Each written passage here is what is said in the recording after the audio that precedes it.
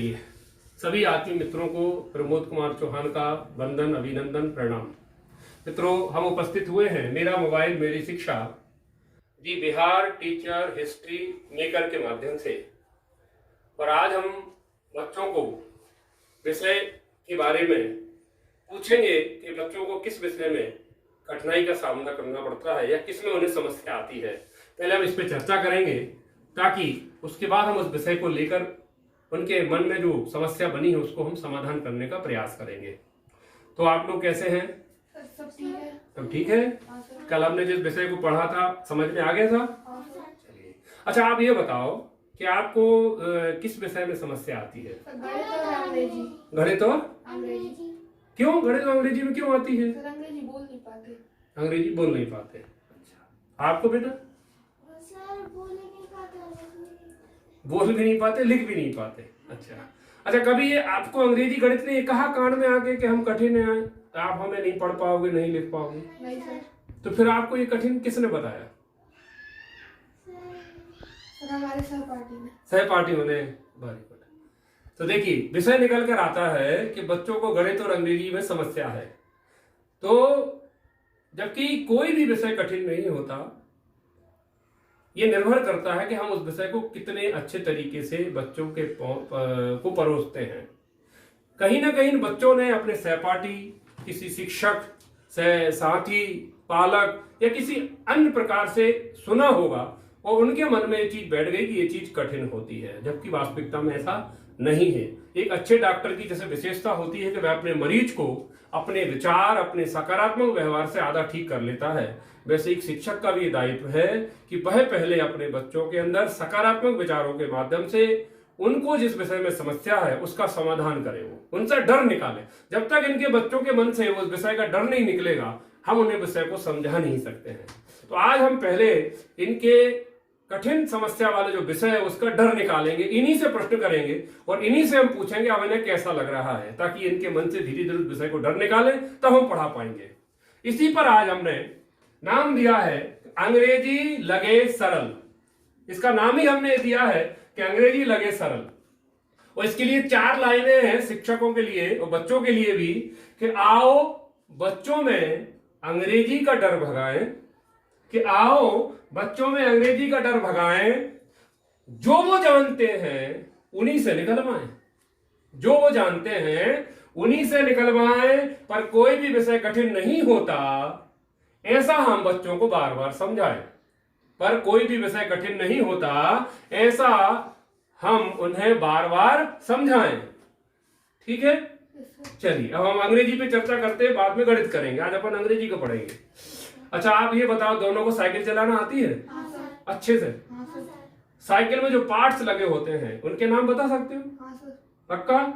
चलिए, मैं आपको एक गेंद दूंगा। पहले आपको गेंद क्या करना है, ऐसा उचकाना है और फिर नाम बताना है। क्लियर है? एक बार गेंद उचकाओ और नाम बताना, ठीक है? छूटना नहीं चाहिए। चलिए शुरू हो जाए। बताएं। Seat. Seat. Chain. Chain, very good. Chain cover. Chain cover. Gear. Gear. Rim. Rim, very good. Tyre. Tyre. Tube. Tube. Handle. Handle, very good. Brake. Brake, बहुत अच्छे। जैसे मतलब आपको बहुत से नाम याद होंगे क्योंकि आप साइकिल चलाते हो, तो वो आपको नाम याद है। सही है ना? किसी ने पढ़ाया था क्या पहले ऐसा? नहीं पढ़ाया, लेकिन आप चलाते हो इसलिए आपको नाम है। ये भी आपने किसी से सुने होंगे। गाड़ी साइकिल खराब हो जाती हो तो आप लोगों का चेन ठीक कर दीजिए, गियर ठीक कर दीजिए, है ना? ट्यूब में हवा भर दीजिए, ऐसे बोला ना? वेरी गुड, बैठ जाओ। चलिए, आपका अब आप बताए बेटा, आप स्कूल जाती हो? क्या लेके जाती हो? School bag. चलिए, अच्छा आप स्कूल बैग लेके जाती हो, उसके बारे में बताओ। स्कूल बैग में क्या क्या क्या होता है? ठीक है? ये गेम नहीं करनी चाहिए, ऐसी उचकाना है और बताना है। चलिए बताएं।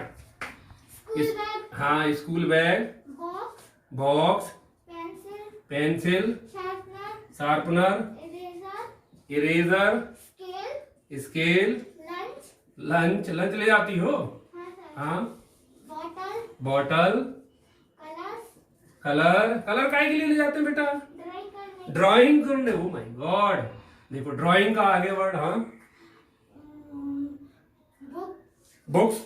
अरे वाह, बुक्स तो जरूरी है, बुक के बिना कहाँ पढ़ाई होगी। इतने नाम आपने बताए, तो आपको ये नाम पहले से याद है या किसी ने पढ़ाए थे क्या? पहले से मालूम था आपको? सारा, चलिए बैठ जाइए। तो अभी हमने दो चीजें ली हैं, साइकिल और स्कूल बैग। तो हमने देखा कि बच्चे साइकिल चलाते हैं और साइकिल के बच्चे ने पूरे नाम बता दिए, chain, seat, seat cover, tube, rim, tyre इत्यादि, हैंडल, मतलब और भी अगर हम लिखते तो बहुत सारा लिख पाते। बच्चा स्कूल बैग लेके जाता है, उसमें सारी चीजें बता दी। अच्छा, ये किस भाषा में बताया बेटा आपने? नाम किसमें है? अंग्रेजी। अंग्रेजी में नाम है। हाँ सर। लेकिन आप तो कह रहे थे अंग्रेजी कठिन है। सर जी, आपको कहां से लगी? तो आप बोल रहे थे पढ़ नहीं पाते। आपने बोला ना, इसका मतलब आपके पास अंग्रेजी के शब्द चारों तरफ घूमते रहते हैं। हम बहुत से काम अंग्रेजी के शब्दों का करते हैं। तो आप बताओ, इन शब्दों को बोलने के बाद आपको अंग्रेजी कठिन लग रही है? नहीं सर, बहुत सरल लग रही है। अब बहुत सरल लगने लगी। अभी कठिन थी, हमें लगने लगी सरल। इसका मतलब अंग्रेजी क्या होती है? सरल होती है।